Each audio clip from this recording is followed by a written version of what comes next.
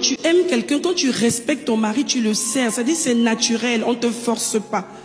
Tu dois être à ses petits soins. Pourquoi? Parce qu'on a dit que le respect, c'est justement apporter des égards à quelqu'un. Tu as tellement de considération pour la personne que tu ne la traites pas comme tout le monde, en fait. C'est ce que ça veut dire. Être à ses petits soins. Lui accorder la première place. Il a sa sonnerie particulière dans ton téléphone. Quand ça sonne comme ça, tu sais que ça, c'est chéri qui appelle.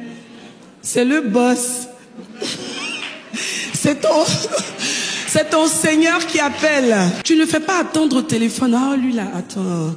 Continue pas, il va rappeler après. Non, c'est un manque de respect. Ton mari appelle, tu dis, je te rappelle, hein, j'ai mon mari qui m'appelle. Tu coupes. Il a ses couverts spéciaux, il a son verre. Il a des plats qu'on ne sert que quand il est là. C'est spécial, c'est un roi. Quand il rentre à la maison, il sait que tu le traites.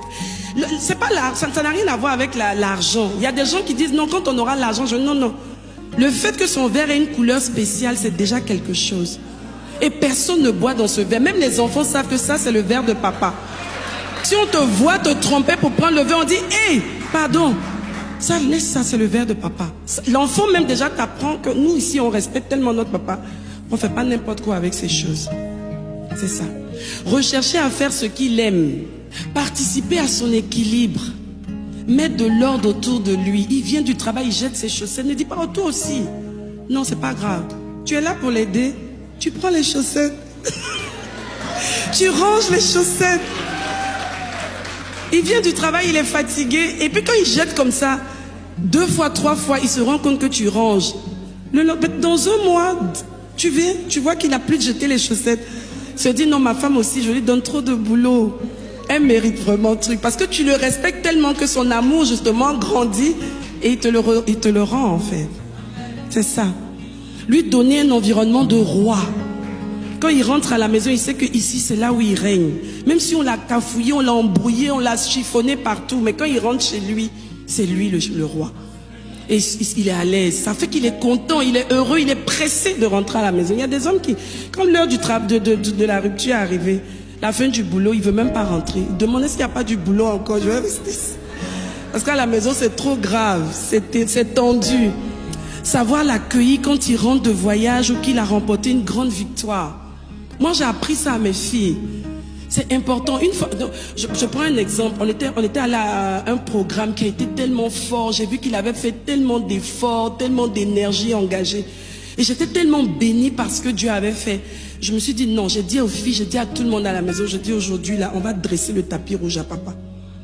Quand il va rentrer, on va acheter des fleurs. Vraiment, oui, le tapis rouge ça coûte. Tu vas acheter ça à la boutique, à un magasin et tu dresses ton tapis rouge. N'attends pas que ce soit je sais pas qui dresse un tapis rouge. Tu peux dresser un tapis rouge à ton mari. On a dressé le tapis rouge. Il ne s'attendait pas à ça. Quand il est rentré, on lui a dit qu'on est trop fiers.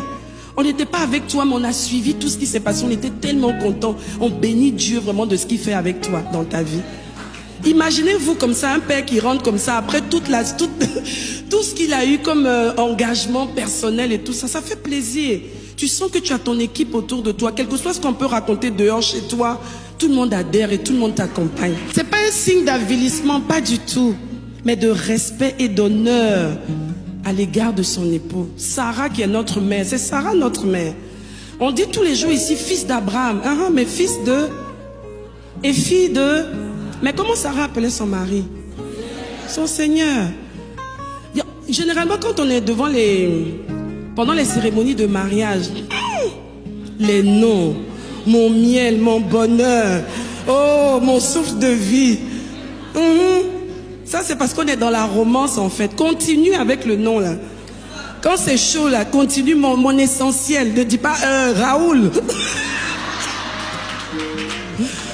C'est ça. Tu dois rester comme ça, avec ça à l'esprit. Même si le souffle de vie t'a donné d'avoir un peu de palpitation, c'est pas grave, ça va aller. Continue de déclarer, il restera un bon souffle pour toi. Plus tu respectes ton homme et que tu honores ton homme, mieux tu reçois de lui.